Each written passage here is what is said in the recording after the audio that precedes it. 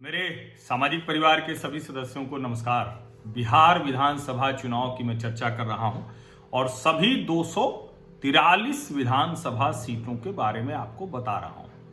8 लोकसभा के बारे में बता चुका हूं, 49 विधानसभा सीटें उनमें आती हैं और अब 9वीं लोकसभा की बात मैं कर रहा हूं और वो लोकसभा है काराकट लोकसभा। काराकट लोकसभा, काराकट भी कहते हैं, काराकाट भी कहते हैं। तो काराकाट लोकसभा अभी जनता दल यूनाइटेड के महाबली सिंह वहां से सांसद हैं। 2009 में भी महाबली सिंह ही चुनाव जीते थे, लेकिन 2014 में ये आरएलएसपी के पास रह गई थी ये सीट। उपेंद्र कुशवाहा सांसद चुने गए थे। काराकाट लोकसभा में 6 विधानसभा सीटें आती हैं। वो 6 विधानसभा सीटें हैं नोखा, डेहरी, काराकाट, ओबरा और नवीनगर गोह। ये विधानसभा सीटें हैं जो आती हैं काराकाट लोकसभा में। सबसे पहले हम नोखा विधानसभा सीट का राजनीतिक समीकरण देखते हैं। इस विधानसभा ने अभी यानी 2015 के चुनावों में जिनको विधायक चुनकर भेजा वो हैं अनीता देवी, और यहां दूसरे स्थान पर रहे थे भारतीय जनता पार्टी के रामेश्वर प्रसाद चौरसिया। रामेश्वर प्रसाद चौरसिया जो भाजपा के बड़े नेता रहे, उत्तर प्रदेश के सह प्रभारी भी रहे और नोखा से ही वो विधायक चुने जाते रहे। अब इस बार वो लोक जनशक्ति पार्टी के टिकट पर लड़ रहे हैं सासाराम से, और नोखा से जब वो लड़े थे तो उनका हालांकि अंतर बहुत ज्यादा था, क्योंकि जनता दल यूनाइटेड का भी साथ मिल गया था राष्ट्रीय जनता दल की अनीता देवी को, तो 72,780 मत मिले थे उनको। रामेश्वर चौरसिया को 49,782। हालांकि परंपरागत तौर पर देखें तो ये बहुत मजबूत सीट रही है भारतीय जनता पार्टी की। रामेश्वर प्रसाद चौरसिया यहां से 4 बार विधायक रहे हैं। अब इस नोखा विधानसभा का बहुत हिस्सा चला गया है सासाराम में, इसलिए वो चाहते थे कि सासाराम से उनको टिकट मिले, लेकिन जब टिकट की गुंजाइश नहीं बनी तो वो चले गए लोक जनशक्ति पार्टी में। ऐसे ढेर सारे भाजपा नेता हैं जो टिकट नहीं मिला तो भाजपा में चले गए। नोखा विधानसभा की पहचान जो है वो चावल उद्योग के लिए है। यहाँ का चावल बड़ा मशहूर है, और ये भी जो ज्यादातर एक चीज जो मैं आपको बता रहा हूं, हालांकि मैं बार बार कहता हूं कि गांव और ग्रामीण भारत को बचाने की जरूरत है, लेकिन अभी जिस संदर्भ में गांव देखे जाते हैं तो उसमें यानी सुविधाएं न होना, गांव में जो सामान्य जो जीवन के लिए जरूरी चीजें हैं वो भी ना होना, वो ग्रामीण जीवन है और वो ठीक नहीं है। बिहार की ज्यादातर विधानसभा सीटें ग्रामीण हैं, ये भी 87% ग्रामीण है, यानी शहर के नाम पर दरअसल कुछ है ही नहीं। इस विधानसभा में भी 17% से ज्यादा अनुसूचित जाति के लोग हैं, 17% से ज्यादा। और मतदान कहें तो 2015 में मतदान हुआ था करीब 53%। अब इस बार यहां से राष्ट्रीय जनता दल की विधायक हैं तो वो क्यों बदलेंगे, और उन्हीं के खाते में ये सीट आई है। तो अनीता देवी फिर से मैदान में हैं। उनके सामने जनता दल यूनाइटेड ने नागेंद्र चंद्रवंशी को उतार दिया है मैदान में, और लोक जनशक्ति के डॉक्टर कृष्ण कबीर। हालांकि यहां अभी भी अनीता देवी का पलड़ा भारी होगा। राष्ट्रीय जनता दल की जो विधायक हैं वो फिर से विधायक चुनी जा सकती हैं। डेहरी विधानसभा 2015 का चुनाव अगर कहें तो 2015 के चुनाव तक या कह लें अभी तक भारतीय जनता पार्टी की स्थिति यहां बहुत अच्छी नहीं रहती है, लेकिन 2015 का जो चुनाव हुआ था उसमें राष्ट्रीय जनता दल के मोहम्मद इलियास हुसैन जीत गए थे। अब ये थोड़ा ध्यान से सुनिएगा इस विधानसभा का। 2015 के चुनाव में यहां से राष्ट्रीय जनता दल के मोहम्मद इलियास हुसैन जीते थे। मोहम्मद इलियास हुसैन, उन्होंने हराया किसको था? उन्होंने हराया था भारतीय जनता पार्टी के सत्यनारायण सिंह यादव को। 2019 का चुनाव हुआ, और 2019 का चुनाव क्यों हुआ? क्योंकि उपचुनाव करना पड़ा। वहां जो मोहम्मद इलियास हुसैन थे उनके ऊपर भ्रष्टाचार के आरोप लगे और उनकी विधानसभा सदस्यता चली गई।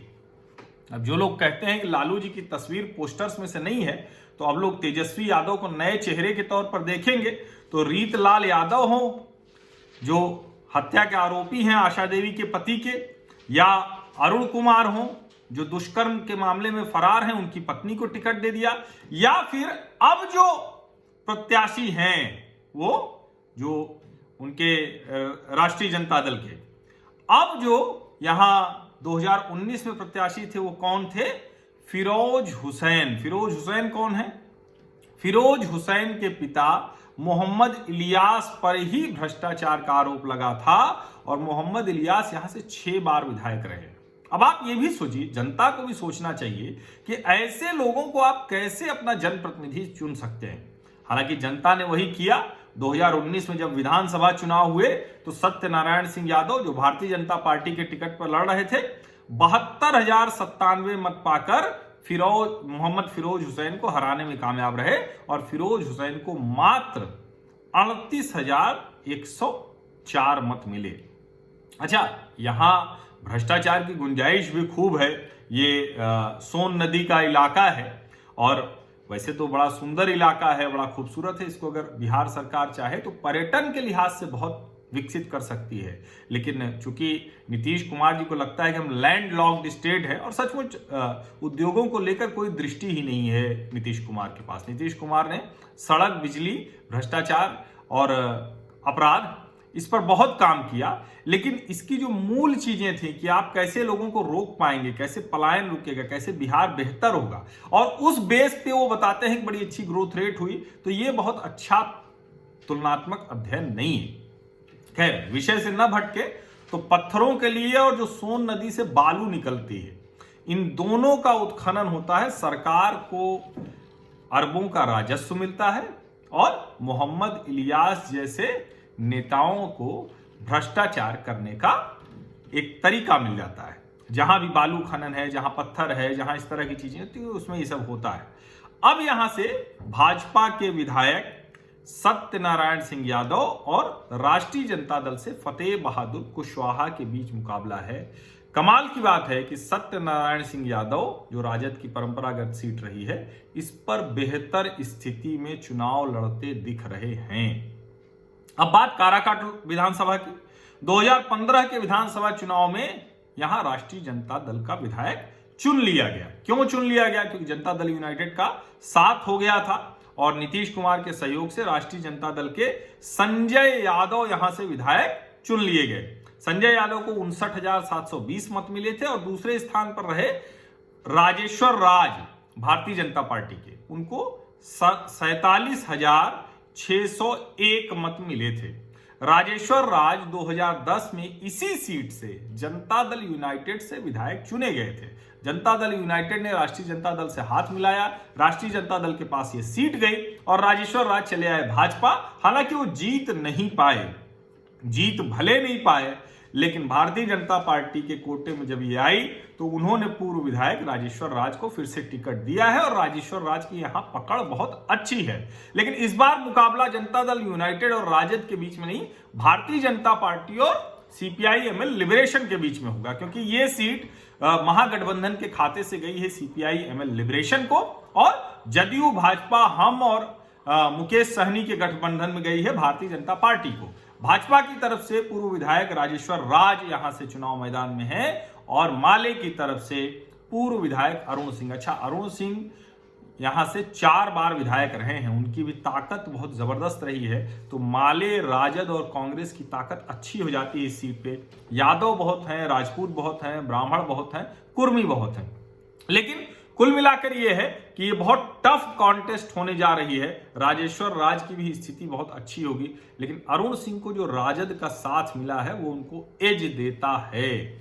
अब रालो, सपा, बसपा ये कैसे वोट काटेंगे, ये किस तरह से मूव करेंगे, उससे तय होगा। यहां बहुत कांटे का मुकाबला मुझे होता दिख रहा है और जो हार जीत भी होगी वो बड़े कम अंतर से होगी। गोह विधानसभा की बात करें, ये भी काराकाट लोकसभा में ही आती है और गोह विधानसभा में अभी जो विधायक हैं वो विधायक हैं भारतीय जनता पार्टी के। 2015 में जो विधायक यहां से चुने गए भारतीय जनता पार्टी के। हालांकि इससे पहले लगातार 3 बार जनता दल यूनाइटेड का विधायक यहां से चुना जाता रहा है। अब इसको आप समझिए, वही वाला समीकरण हुआ कि लालटेन और तीर का साथ हुआ और उनके साथ के बावजूद इस सीट पर भारतीय जनता पार्टी जीतने में सफल हो गई।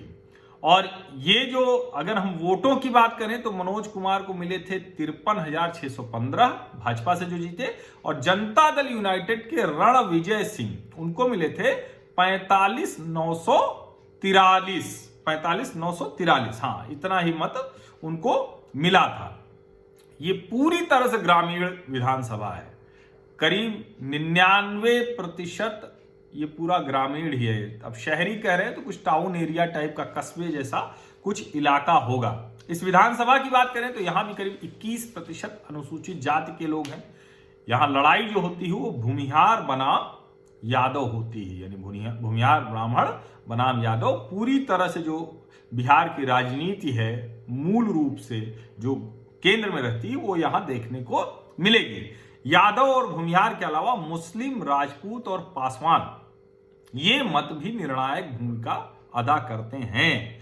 भाजपा से विधायक मनोज कुमार शर्मा है मैदान में और राष्ट्रीय जनता दल से भीम सिंह। यहां भारतीय जनता पार्टी के विधायक मनोज कुमार शर्मा की स्थिति ज्यादा बेहतर दिख रही है।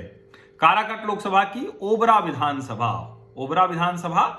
1980 को छोड़ दें तो ज्यादातर यहां गैर भाजपा दलों का ही कब्जा रहा है। सीपीआई एमएल लिबरेशन के राजा राम सिंह यहां से 2 बार विधायक चुने गए। अभी यहां से राष्ट्रीय जनता दल के वीरेंद्र कुमार सिन्हा विधायक हैं। 2015 के विधानसभा चुनाव में राजद के वीरेंद्र सिन्हा को 56,042 और उनके सामने आरएलएसपी के राष्ट्रीय लोक समता पार्टी के चंद्रभूषण वर्मा को 44,646 मत मिले थे। यहां भी 84% से ज्यादा ग्रामीण आबादी है। ग्रामीण आबादी जब मैं बोल रहा हूं तो ये कोई गलत नहीं है, अच्छा हो ग्रामीण आबादी रहे, लेकिन भारत में ग्रामीण आबादी का मतलब सुविधाओं से दूर, विकास से दूर। तो आप अगर पूरे बिहार की 243 विधानसभा सीटों का एक आंकड़ा निकालें तो आप समझिए, उसी से समझ में आ जाएगा कि बिहार में विकास अभी कितना दूर है। बिहार में के लोगों को जरूरी सुविधाएं कितनी कम मिल पा रही, कितनी मुश्किल से मिल पा रही। 2015 में यहां मतदान हुआ था 55%, और मैं बार बार ज्यादा जिक्र नहीं कर रहा हूं क्योंकि मुझे भी नहीं अनुमान है कि कितना फर्क पड़ेगा इस बार मतदान में। लेकिन यह आप यकीन मानिए कि ज्यादातर विधानसभाओं में अगर 55 से 60% के बीच में मतदान हुआ है 2015 में, और इस बार कितना मतदान होगा उससे भी आंकड़ों के हेर फेर की संभावना बनेगी। अनुसूचित जाति की आबादी यहां करीब 22% है।